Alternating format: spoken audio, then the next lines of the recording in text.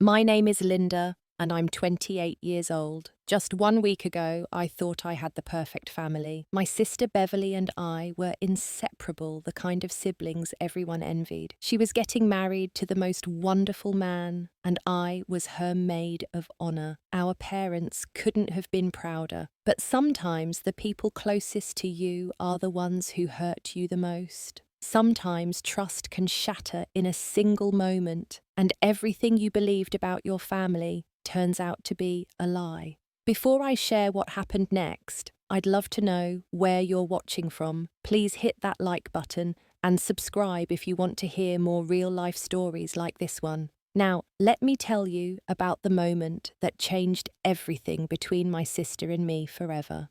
I've always been proud of my family. We're what you'd call a close-knit Catholic family from Portland, Oregon. My parents, Robert and Margaret, have been married for 35 years, and they raised Beverly and me with strong values about love, commitment, and honesty. I work as a marketing coordinator for a small advertising firm downtown. Nothing glamorous, but it pays the bills and gives me flexibility.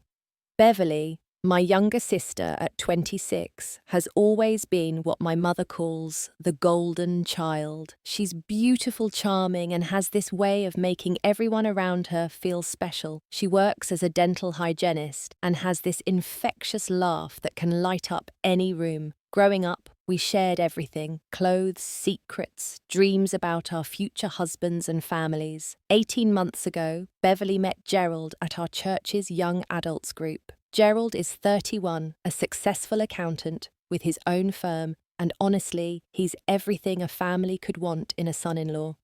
He's kind, devoted to his faith, family-oriented, and absolutely head over heels in love with my sister. When he proposed last Christmas Eve during midnight mass, there wasn't a dry eye in the congregation.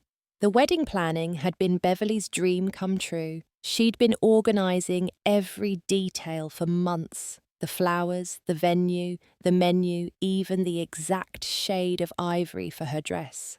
Our parents had saved for years to give her the wedding she'd always wanted. 200 guests were invited, including extended family flying in from across the country. As her maid of honor, I was deeply involved in all the preparations. We spent countless weekends together, picking out decorations, tasting cakes, and addressing invitations. Beverly seemed so happy, so excited about starting her life with Gerald. They'd already put a down payment on a beautiful house in the suburbs and talked constantly about having children. About 8 months ago, I started dating Marcus, a freelance photographer I met at a coffee shop near my office. He's 30, artistic, charming in that slightly rebellious way that attracted me immediately. Marcus has this easy smile and these intense brown eyes that made me feel like I was the only woman in the world when he looked at me. He'd been supportive of all the wedding craziness, even offering to take some informal photos during the reception as his gift to Beverly and Gerald.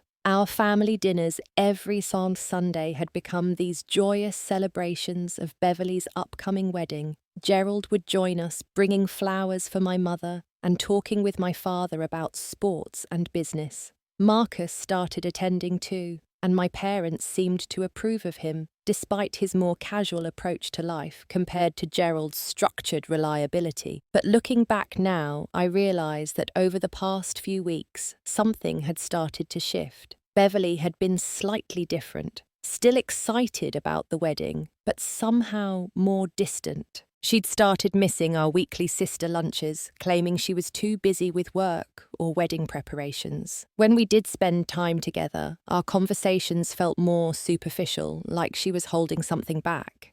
About 3 weeks before the wedding, I started noticing things that made me uncomfortable, though I kept telling myself I was being paranoid. The first real red flag came on a Tuesday evening when Marcus cancelled our dinner date at the last minute, claiming he had a work emergency. This was unusual because Marcus typically didn't work evenings, and he'd never cancelled on me before for work reasons. When I called him later that night, his phone went straight to voicemail. I tried to push down the uneasy feeling in my stomach, telling myself that freelance photographers probably did have unpredictable schedules. But when I saw him the next day, he seemed different, distracted and vague when I asked about the emergency. His explanation about a last-minute corporate event didn't quite add up, especially since he couldn't give me any specific details when I asked follow-up questions. Beverly's behaviour had become increasingly puzzling too. She'd always been close to our family, never missing Sunday dinners, and usually calling Mum every few days just to chat. But suddenly, she was finding excuses to skip family gatherings. When she did show up, she seemed preoccupied, constantly checking her phone and stepping outside to take calls that she claimed were from wedding vendors. I started noticing other changes in Beverly's lifestyle that didn't make sense on her dental hygienist's salary. She'd always been careful with money shopping at discount stores and saving every penny for the wedding. But suddenly, she was wearing expensive jewellery I'd never seen before. A delicate gold bracelet, diamond earrings that definitely weren't costume jewellery. When I complimented her on them, she gave vague answers about treating herself or gifts from Gerald, but something in her tone didn't ring true. Gerald himself had started asking me questions that made me realise Beverly's absences weren't just affecting our family. During one of our Sunday dinners when Beverly was working late, Gerald mentioned that she'd been impossible to reach lately. He'd tried surprising her at work with lunch, only to be told she'd left early for a dentist appointment, which made no sense since she worked at a dental office. Marcus's explanations for his whereabouts were becoming increasingly creative too. When I suggested we grab coffee near his apartment one afternoon, he quickly redirected us to a place across town, claiming his neighbourhood was under construction. When my best friend Sarah mentioned seeing someone who looked like Marcus at the mall when he'd told me he was working, he brushed it off as a case of mistaken identity. The lies were small individually, but they were adding up. Marcus would claim to be editing photos at home, but when I called his landline, there was no answer. Beverly would say she was meeting with the florist, but when I offered to come along, she'd suddenly remember that the appointment was rescheduled. Both of them had developed this habit of being vague about their schedules, and they'd both become surprisingly defensive when asked direct questions. My friend Sarah, who's known me since college and has always been protective of my relationships, started expressing concerns about Marcus that I didn't want to hear. She'd noticed how he'd become less attentive when we were all out together, how he seemed distracted and kept checking his phone. She pointed out that he'd stopped making future plans with me, avoiding conversations about summer vacation or even weekend trips. The final straw came when I decided to surprise Marcus at his apartment with dinner. I'd been feeling insecure about our relationship and thought a romantic gesture might bring back the closeness we'd been missing. But when I got to his building, his car wasn't in its usual parking spot, despite him telling me he'd be home editing photos all evening. When I called him, he answered quickly and claimed he'd just run to the store, but I could hear music and voices in the background that didn't sound like a grocery store. By Thursday evening, exactly 1 week before Beverly's Saturday wedding, I couldn't shake the feeling that something was terribly wrong. All the small inconsistencies, the defensive responses, the changed behaviour patterns, they were eating away at me. I'd been trying to focus on the final wedding preparations, but my mind kept wandering to these nagging doubts about both Marcus and Beverly. After work that Thursday, I made an impulsive decision that would change everything. I'd been craving Thai food, and I knew it was Marcus's favourite too. Instead of calling first, I decided to surprise him with dinner from that little place he loved downtown. Maybe if we had a quiet evening together, I could finally shake these paranoid thoughts that had been consuming me. I picked up pad thai, green curry, and those spring rolls he always ordered, feeling excited about the surprise for the first time in weeks. The drive to his apartment building felt different somehow, like I was moving towards something inevitable, though I couldn't have said what. Marcus had given me a spare key to his apartment about 4 months into our relationship, a gesture that had felt significant at the time.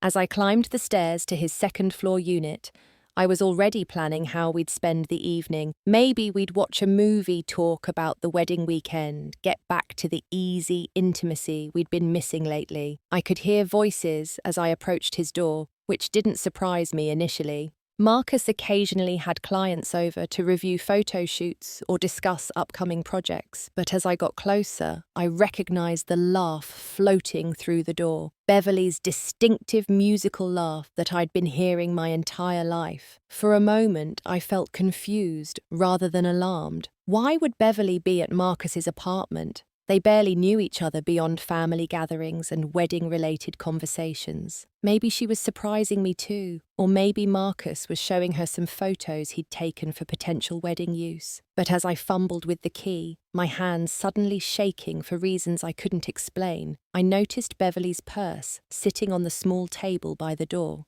Next to it were her shoes, the expensive heels I'd noticed her wearing more often lately. The sight of those personal items so casually placed sent a chill down my spine that I couldn't ignore. I moved through the apartment quietly, not really making a conscious decision to be stealthy, but somehow knowing that I needed to understand what was happening before announcing my presence. The voices were coming from Marcus's bedroom, and as I got closer, I could make out individual words that made my blood freeze. The bedroom door was slightly ajar, and through the gap I could see them. Beverly and Marcus were on his bed, kissing with a passion and familiarity that made it clear this wasn't their first time together. Beverly's hair was tousled, her blouse partially unbuttoned, and Marcus's hands were tangled in her hair in a way that spoke of intimate knowledge. My body reacted before my mind could process what I was seeing. My heart started pounding so hard I was sure they'd hear it. My hands began trembling, and I felt a wave of nausea wash over me that was so intense I had to lean against the wall to keep from falling. But worse than seeing them together was hearing their conversation. Beverly was talking about after the wedding, discussing how they'd need to be more careful once she was married, but that she wasn't ready to give up what they had. Marcus was expressing some guilt about Gerald calling him a good guy who doesn't deserve this, but Beverly was dismissing his concerns with a lightness that made my stomach turn. They were planning to continue their affair during her honeymoon. Beverly was talking about how she'd create opportunities to see Marcus, while Gerald thought she was with girlfriends or running errands. The casual way they discussed deceiving Gerald, the man who loved my sister completely and was planning to spend his life with her, made me realize I was witnessing something that went far beyond a moment of weakness. I backed away from the door, my legs feeling like they might give out at any moment. The bag of Thai food slipped from my numb fingers, hitting the floor with a soft thud that somehow sounded deafening in my ears. I managed to make it to the front door, my hands shaking so badly I could barely turn the key to lock it behind me. The drive home was a blur of tears and disbelief. I had to pull over twice because I was crying so hard I couldn't see the road. The second time I actually got sick retching in a gas station parking lot as the full reality of what I'd witnessed hit me. My sister, my best friend, the person I'd trusted more than anyone in the world was betraying not only her fiancé, but our entire family with my boyfriend. When I finally made it home, my parents were in the living room watching television. They immediately noticed my red eyes and shaken appearance, asking if I was okay. I managed to mumble something about feeling sick and escaped to my childhood bedroom, where I spent the entire night staring at the ceiling, replaying those terrible moments over and over again.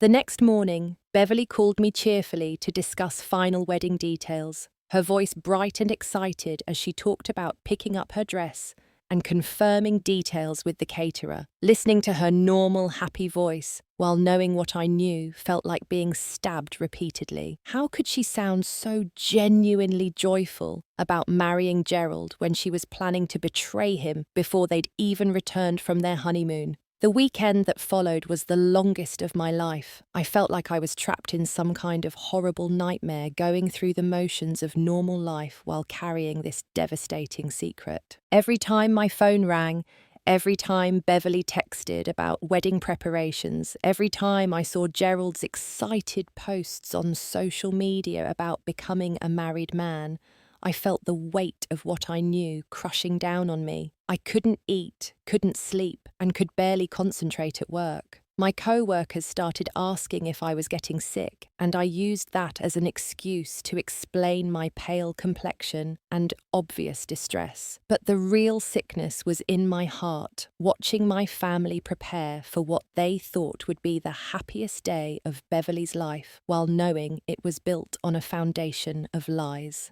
Saturday brought Beverly's bridal shower, held at our aunt's house with 30 of her closest friends and family members.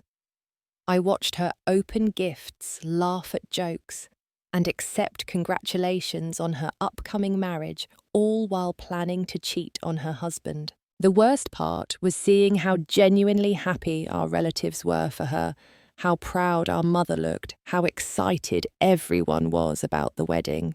During the shower, Gerald surprised Beverly by showing up with a bouquet of white roses just to tell her he was thinking about her. The look of pure love on his face as he kissed her cheek and whispered something that made her smile was almost unbearable to witness. Here was a man who was completely devoted to my sister, who trusted her absolutely, who was planning to spend his life making her happy, and she was going to destroy him.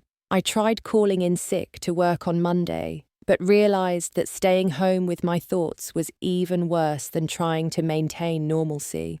My best friend Sarah knew something was wrong and kept pressing me to talk, but how could I explain that I'd discovered my sister was cheating with my boyfriend? The words seemed too terrible to say out loud, and part of me was still hoping I'd somehow misunderstood what I'd seen. By Tuesday, I was avoiding Beverly's calls about final wedding preparations.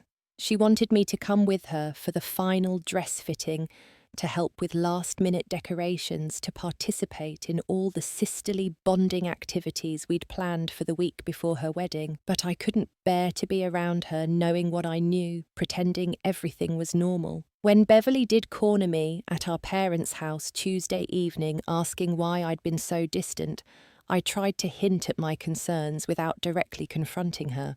I asked if she was having any second thoughts about the marriage, if she was sure Gerald was the right person, if there was anything she wanted to talk about before the wedding. But Beverly just laughed off my questions, assuming I was having typical maid-of-honor nerves about the ceremony. Wednesday morning, I made the decision that would change everything. I'd spent 3 sleepless nights weighing my options, and I realized I couldn't let Gerald marry my sister without knowing the truth. He deserved to make an informed choice about his future, even if it meant destroying my family in the process.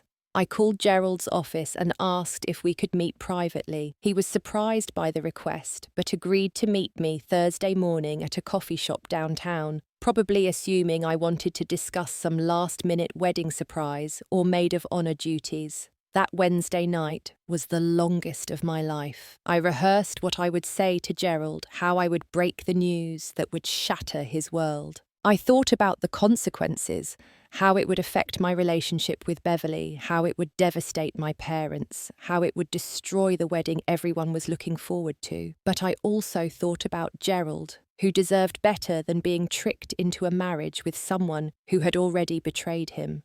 Thursday morning arrived grey and drizzling, matching my mood perfectly. I'd barely slept and couldn't manage more than coffee for breakfast. My hands were shaking as I drove downtown to meet Gerald, and I had to keep reminding myself that I was doing the right thing, even though it felt like I was about to detonate a bomb in the middle of my family. Gerald was already at the coffee shop when I arrived, sitting in a corner booth with a cup of black coffee and a concerned expression. He stood up to hug me, and I could smell his familiar cologne, the same scent that had become associated with family dinners and happy occasions. In just a few minutes, I was going to destroy his happiness, and the weight of that responsibility felt crushing. He'd ordered me my usual a vanilla latte with an extra shot, which was such a thoughtful gesture that it made what I had to do even harder. Gerald was genuinely one of the kindest people I'd ever met.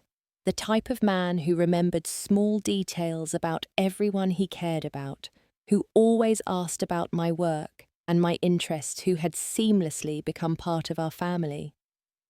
"Is everything okay?" he asked as soon as we sat down. "You sounded upset on the phone yesterday." I'd prepared what I thought was a gentle way to break the news, but sitting across from his trusting face, all my rehearsed words disappeared. How do you tell someone that the person they love most in the world has been betraying them? How do you destroy someone's faith in their future with a few sentences? "Gerald," I began, my voice already shaking, "there's something I need to tell you about Beverly, and it's going to be very difficult to hear." His expression immediately shifted from concern to alarm. "Is she okay? Is something wrong with the wedding?" The irony of his question, his immediate worry for Beverly's well-being, even as I was about to reveal her betrayal, made this even more heartbreaking. This was a man who truly loved my sister, who would have done anything to protect her happiness. "She's having an affair," I said quietly, the words feeling like stones in my mouth. "With Marcus, my boyfriend." Gerald's reaction was immediate and devastating.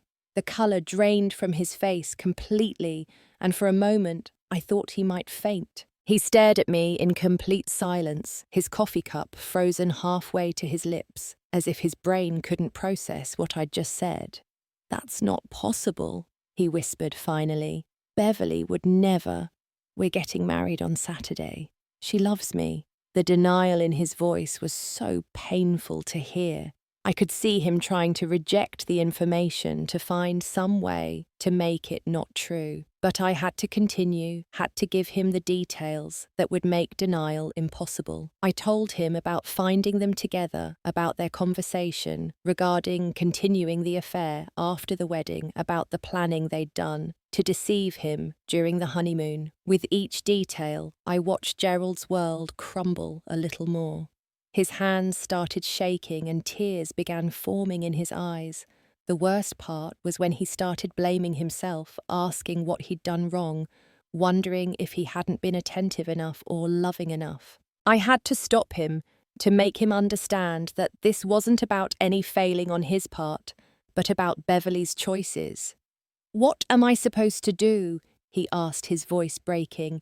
"The wedding is in 2 days. Everyone's coming. The church is booked, the reception is paid, for our families are expecting." We talked for almost 2 hours about his options. He could confront Beverly privately, call off the wedding, or proceed and pretend he didn't know. Each choice seemed impossible in its own way, but as we talked, I could see something changing in Gerald's expression. The initial shock and devastation were giving way to something else. Anger, determination, a sense of justice. When we finally parted ways, Gerald thanked me for telling him, even though I could see it had destroyed him. He asked me not to say anything to anyone else, said he needed time to decide how to handle the situation. As I watched him walk away, shoulders slumped with the weight of his new knowledge, I wondered if I'd made the right choice, or if I'd just ruined multiple lives for the sake of honesty.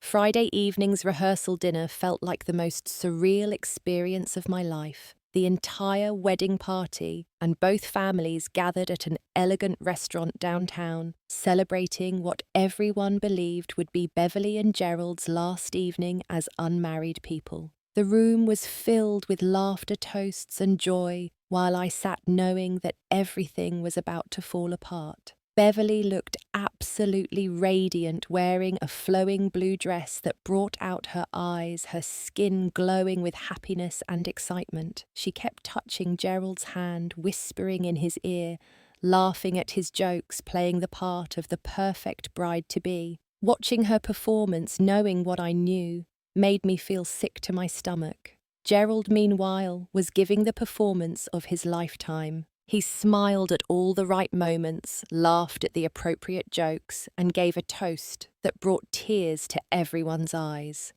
He talked about how lucky he felt to have found Beverly, how excited he was to start their life together, how much he loved her family and was looking forward to officially becoming part of it. If I hadn't known the truth, I would have been completely convinced by his happiness. Marcus was there as my date, playing his own part in this elaborate deception. He complimented Beverly on her dress, shook hands with Gerald, and made small talk with my parents about photography and the wedding weekend. The casual way he interacted with everyone, knowing he'd been betraying both Gerald and me, made me realize how skilled he was at deception. During the evening, I caught Gerald's eye several times across the room. Each time there was a moment of silent communication between us, a slight nod, a meaningful look, an acknowledgement of the secret we shared. At one point, when everyone was distracted by a funny story my father was telling, Gerald leaned close to me and whispered, "Thank you for telling me. I know how hard it must have been." That night, I lay awake, staring at the ceiling, wondering what Gerald had planned for the wedding day. Part of me hoped he'd changed his mind and decided to confront Beverly privately to give her a chance to explain or apologize, but another part of me sensed that his calm demeanor was hiding something more dramatic. Saturday morning dawned bright and clear, the kind of perfect spring day that made everyone comment on how blessed Beverly was with the weather. The house was chaos from early morning, with flowers being delivered, hair and makeup artists arriving, and bridesmaids gathering to get ready together. Beverly was in her element, directing the organized chaos with the skill of someone who'd been planning this day for months. She looked absolutely stunning as her transformation progressed, professional makeup that enhanced her natural beauty, hair swept up in an elegant style that showed off the pearl earrings Gerald had given her for their engagement, and finally the dress that had taken her months to choose. Watching her get ready, seeing the pure joy on her face, made me question again whether I'd done the right thing. This was my sister's wedding day, the day she'd been dreaming about since we were little girls playing dress-up. In a few hours, all of this happiness would be destroyed, and I was partially responsible for that destruction. The photographer captured every moment of the preparation. Beverly stepping into her dress, our mother fastening the tiny buttons down the back, the bridesmaids gathering around for photos, the moment when Beverly looked at herself in the full-length mirror and started crying with happiness.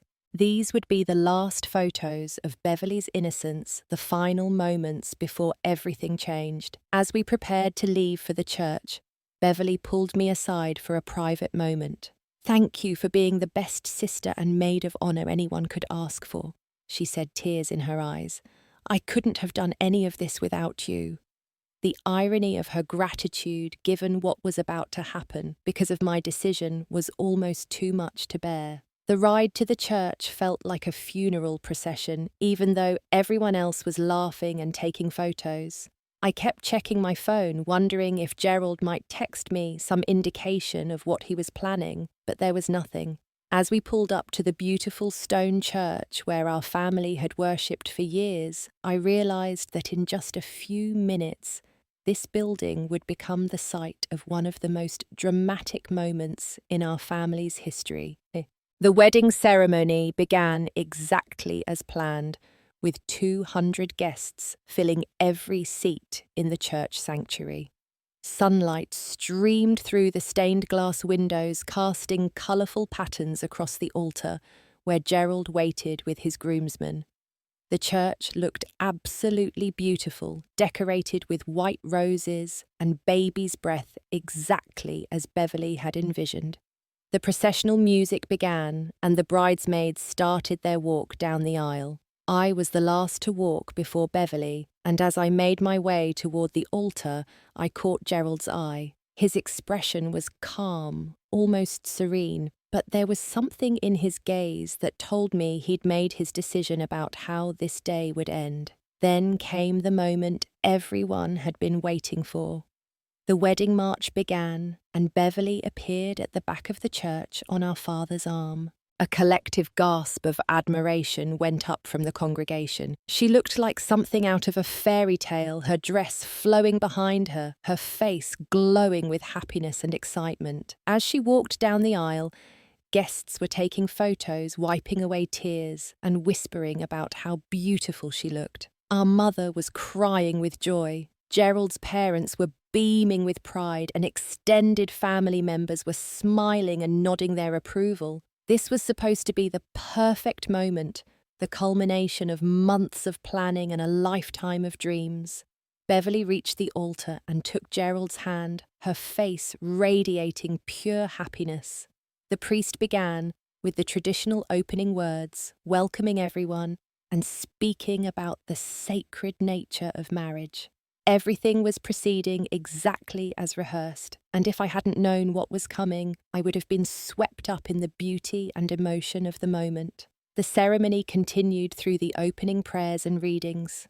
Beverly and Gerald looked at each other with what appeared to be deep love and commitment, their hands clasped together as they listened to the priest's words about marriage being a sacred bond built on trust, honesty, and mutual respect. The irony of those words, given what was about to happen, made my heart race with anticipation and dread. When it came time for the exchange of rings, Gerald's hands trembled slightly as he placed the band on Beverly's finger, but his voice was steady as he repeated the traditional vows. Beverly was glowing with happiness, completely unaware that her perfect day was about to become her worst nightmare. Then came the moment I'd been dreading.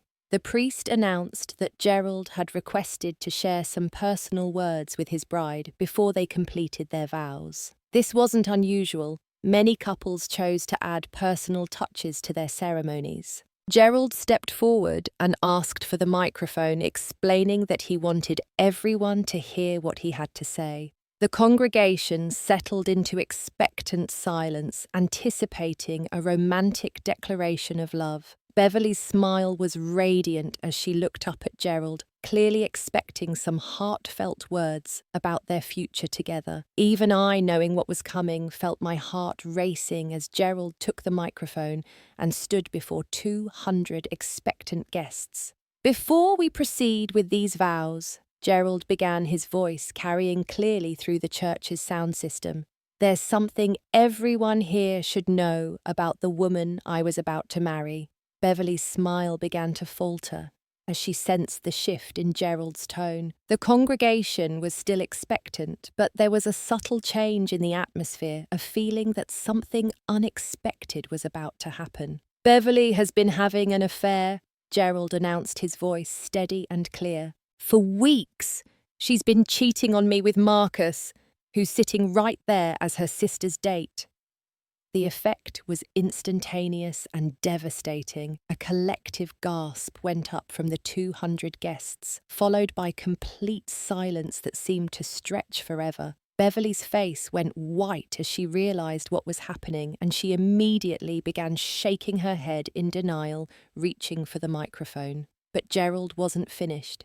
He continued with specific details about the affair, mentioning how Beverly had been planning to continue the relationship even after their marriage, how she'd been lying to both families about her whereabouts, how she'd been living a double life while accepting congratulations on her upcoming wedding. When Gerald mentioned Marcus by name, every head in the church turned to look at him. Marcus had gone pale and was clearly trying to figure out how to escape, but he was trapped in the middle of a row with no easy exit. The wedding party, still standing at the altar, was frozen in shock and confusion. Beverly's reaction was immediate and dramatic. She began crying and pleading, trying to grab the microphone from Gerald to deny his accusations. But the damage was done. The specific details Gerald provided made it clear he wasn't making wild accusations, but stating facts he'd confirmed. The congregation erupted into chaos. Family members were gasping and crying. Guests were talking among themselves in shocked whispers. and phones started coming out as people realized they were witnessing something that would be talked about for years. Our parents looked absolutely devastated, trying to process what they'd just heard about their daughter. Gerald's final words were delivered with quiet dignity. I cannot and will not marry someone who has betrayed my trust so completely. I'm sorry to everyone who came here expecting a wedding, but I refuse to start a marriage built on lies.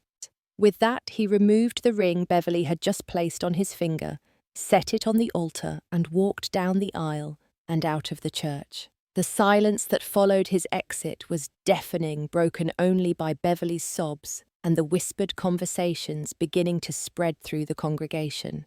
The immediate aftermath of Gerald's revelation was unlike anything I'd ever experienced. Beverly collapsed into the arms of her bridesmaids, sobbing hysterically and still trying to deny what everyone had just heard. The priest, clearly unprepared for such a situation, attempted to restore some order and dignity to the moment, but there was no recovering from what had just happened. Our parents rushed to the altar, our mother crying, and our father looking like he'd aged 10 years in as many minutes. They tried to comfort Beverly while simultaneously trying to understand what had just transpired. The questions started immediately. How long had this been going on? Why hadn't anyone known? What were they supposed to tell the guests who'd travelled from across the country for this wedding? Marcus, meanwhile, had managed to escape from his row and was heading for the exit when he was confronted by several of Gerald's groomsmen.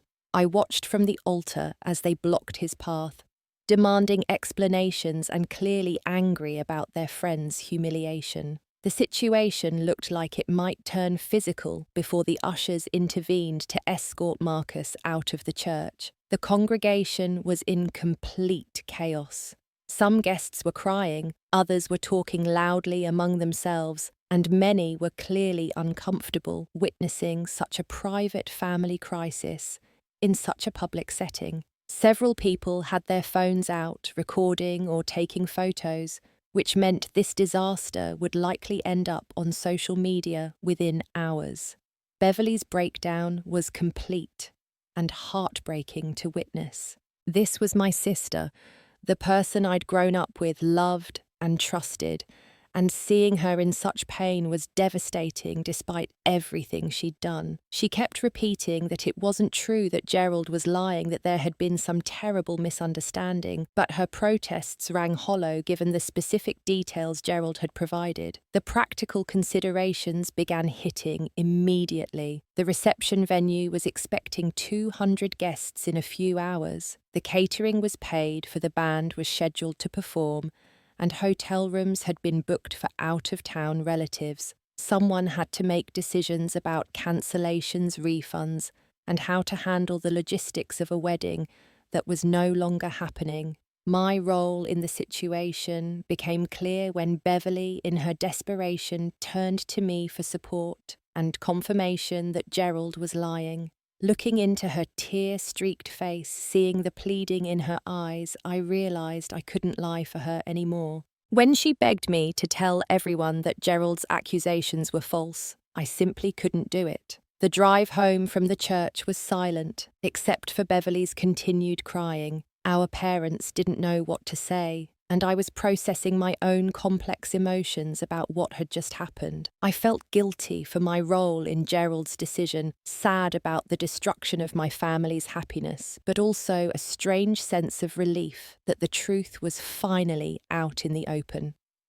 The months that followed were the most difficult our family had ever experienced. Beverly had what could only be described as a complete breakdown and had to be hospitalized for several days due to severe depression and anxiety. The shame and humiliation of such a public exposure of her affair, combined with the loss of Gerald and the destruction of her future plans, left her unable to function. Our parents struggled with their own feelings of failure and embarrassment. They questioned how they'd raised Beverly, wondered how they'd missed the signs of her deception, and dealt with the judgment and whispers from our church community and extended family. The family dinners that had once been such happy occasions became strained affairs where everyone was walking on eggshells. Marcus disappeared from my life completely. He blocked my number, moved out of his apartment without leaving a forwarding address, and seemed to vanish from Portland entirely. I later learned through mutual friends that he'd relocated to another state, presumably to escape the social consequences of his actions, and start over somewhere. His reputation hadn't been destroyed. My relationship with Beverly was irreparably damaged for many months. She blamed me for destroying her life by telling Gerald about the affair, arguing that I should have confronted her privately instead of going to him. She couldn't understand why I'd chosen his well-being over family loyalty, and for a long time, she refused to speak to me at all. The healing process was slow and painful for everyone involved. Beverly eventually moved to Seattle, claiming she needed a fresh start away from the constant reminders of her humiliation. She started therapy, began rebuilding her life, and slowly worked toward taking responsibility for her actions, rather than blaming others for their consequences. Gerald and I maintained a friendship that helped both of us process what had happened. He was grateful that I'd given him the information he needed to make an informed decision about his future, even though the way he'd chosen to handle it had been dramatic and public. He eventually met someone new, a woman who appreciated his honesty and integrity, and last I heard he was happily married with a baby on the way. As for me, the experience taught me valuable lessons about trust, honesty, and the complexity of family loyalty. I learned that sometimes doing the right thing means making incredibly difficult choices that hurt people you love. I also learned that relationships built on deception are doomed to fail, and that enabling someone's bad behavior doesn't help them or protect the people they're hurting. The most important lesson was about forgiveness. Not the kind that excuses bad behavior or pretends it didn't happen, but the kind that allows you to move forward without being consumed by anger or resentment. It took time, but Beverly and I eventually rebuilt our relationship on a foundation of honesty rather than blind loyalty. She's become a different person, more humble, more honest, more aware of how her actions affect others. Our family gatherings are different now. There's less innocence, more caution, but also more genuine communication. We've learned not to assume that surface happiness means everything is perfect underneath, and we've become better at having difficult conversations before problems spiral out of control. Looking back, I don't regret telling Gerald the truth, even though it caused so much pain in the short term. He deserved to know who he was marrying, and Beverly needed to face the consequences of her choices before she could grow into the person she was capable of becoming. Sometimes the most loving thing you can do is refuse to enable someone's destructive behavior, even when it means watching them face painful consequences. The experience also taught me about my own strength and moral compass. When faced with an impossible choice between family loyalty and doing what was right, I chose honesty, even knowing it would cost me relationships and cause tremendous pain. That choice revealed something about my character that I'm proud of, even though it came at a significant personal cost. Today, I'm in a healthy relationship with someone who values honesty and communication as much as I do. Beverly is rebuilding her life with integrity. Our parents have recovered from the shock and embarrassment, and our family is stronger for having survived this crisis together. Gerald is happy with someone who deserves his love and trust. The wedding that never happened became a turning point for all of us, forcing us to examine our values, our relationships, and our commitment to living with integrity. While I wouldn't wish that experience on anyone, I'm grateful for the growth and healing that came from facing such a difficult situation with honesty, rather than choosing the easier path of silence and enabling. What would you have done in my situation? Would you have told Gerald the truth, or would you have confronted your sister privately first? I'd love to hear your thoughts in the comments below. If this story resonated with you or taught you something about the importance of honesty in relationships, please give it a like and share it with someone who might benefit from hearing it. And don't forget to subscribe for more real-life stories about navigating difficult family situations and moral dilemmas. Thank you for listening to one of the most challenging experiences of my life, and I hope it encourages you to choose truth and integrity even when it's difficult. Remember, sometimes the most loving thing you can do is refuse to participate in someone else's deception, no matter how much it hurts in the moment.